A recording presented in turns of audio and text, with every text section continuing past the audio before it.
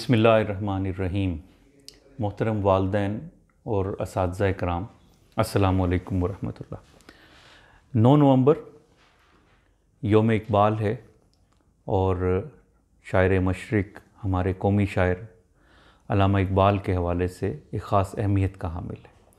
इस दिन की मुनासबत से वालदैन को भी और असातिज़ा को भी चाहिए कि वो कई ऐसी सरगर्मियाँ बच्चों के साथ करें कि जिससे बच्चों को इकबाल की शख्सियत का तारुफ़ भी हो और उसके साथ साथ इकबाल की शायरी का तारुफ़ भी हो जाए। इकबाल से मुतारिफ़ करवाना और इकबाल से जोड़ना ये बहुत ज़रूरी है। हम हमेशा ये कहते हैं कि पाकिस्तान की जो जुग़राफ़ियाई सरहदों के अलावा पाकिस्तान एक नज़रियाती रियासत है। इसका वजूद एक नज़रिए पर कायम है और उसकी नज़रियाती सरहदों की अगर हम हिफाजत करना चाहते हैं, अगर हम अपने बच्चों को इस काबिल बनाना चाहते हैं कि वो बड़े होकर नज़रिया पाकिस्तान के साथ जुड़ जाएँ, उन्हें ये अंदाज़ा हो कि पाकिस्तान बनाने की वजह जो है वो सिर्फ़ ये नहीं थी कि हिंदू और मुसलमान एक दूसरे को पसंद नहीं करते थे, बल्कि उसकी वजह ये थी कि मुसलमानों का एक अपना नज़रिया हयात है, मुसलमानों का एक अपना दीन है, अपना कल्चर है, अपना निज़ाम है। तो उस नज़रिए की हिफाजत या उस नज़रिए को बच्चों के दिलों में उतारने के लिए ये बहुत ज़रूरी है कि हम बच्चों को इकबाल की शायरी से और इकबाल के काम से मुतारिफ़ करवाएं। छोटी उम्र के बच्चों के लिए भी अल्लामा इकबाल की कई अच्छी खूबसूरत नज़में मौजूद हैं कि जो पर्पसफुल हैं, जिनमें मकसदियत मौजूद है, जिनमें मैसेज मौजूद है, जैसे पहाड़ और गुलहरी, गाय और बकरी, और इसी तरह से हमदर्दी नज़म है कि जो चाँद और तारे बड़ी खूबसूरत नज़म है कि जिसमें इकबाल ने ये पैगाम दिया है कि ज़िंदगी मुसलसल जिद्दोजहद का नाम है, ज़िंदगी मुसलसल मेहनत का नाम है। आप इस तरह की नज़में बच्चों को यूट्यूब से भी सुनवा सकते हैं, आप बच्चों को किताबों की सूरत में भी दे सकते हैं और ख़ुद बच्चों के साथ इन नज़मों पर डिस्कशन कीजिए।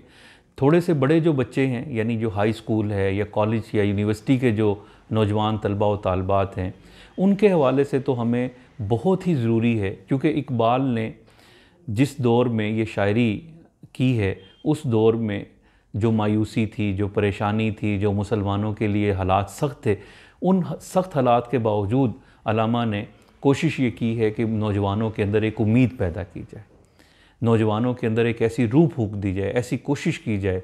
बहुत सारे इकबाल के अशार ऐसे हैं कि जिन अशार में हमें उम्मीद का और आने वाले वक्त के जो आने या हालात जो हैं उनके मुकाबले का पैगाम मिलता है। बहुत सारे अशार इकबाल के ऐसे हैं। आप बच्चों को तुलुए इस्लाम का मुताला करवाइए, आप शमा और शायर का मुताला करवाइए, आप साकी नामा पढ़वाइए, आप शिकवा और जवाब शिकवा बच्चों को सिखाइए। तो कोशिश ये कीजिए कि बच्चों को इकबाल की शायरी से और इकबाल के काम से, अगर आप में से आप ख़ुद हिम्मत करें और इकबाल के पैगाम को आप समझना चाहें, तो reconstruction of religious thought in Islam, यानी जो इकबाल के खुतबात हैं उनका मुताला कीजिए।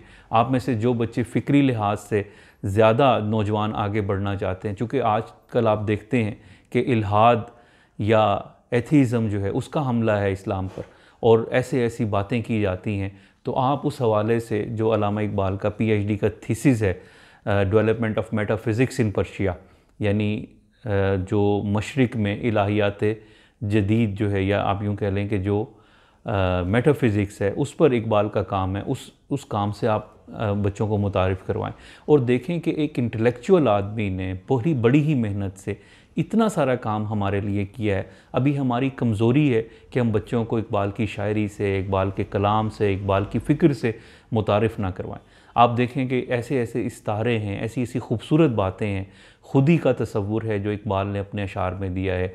इकबाल नौजवानों को शाहीन कभी कहते हैं, कभी उन्हें इससे ज़्यादा कभी मर्द मुजाहिद कहते हैं। इसी तरह से कई नाम हैं कि जो इकबाल ने नौजवान के लिए दिए। तो इकबाल की सारी शायरी उस नस्ल के लिए है कि जो हमारे और आपके हाथों में मौजूद है। वो बचपन में है, वो नौजवानी में है, वो जवानी में है। हमें कोशिश ये करनी चाहिए कि हमें अल्लामा के काम से बच्चों को मुतारिफ़ करवाना चाहिए। यही मेरा ख़्याल है कि 9 नवंबर के दिन सबसे बड़ा काम है कि जो हमें करना चाहिए। बहुत शुक्रिया।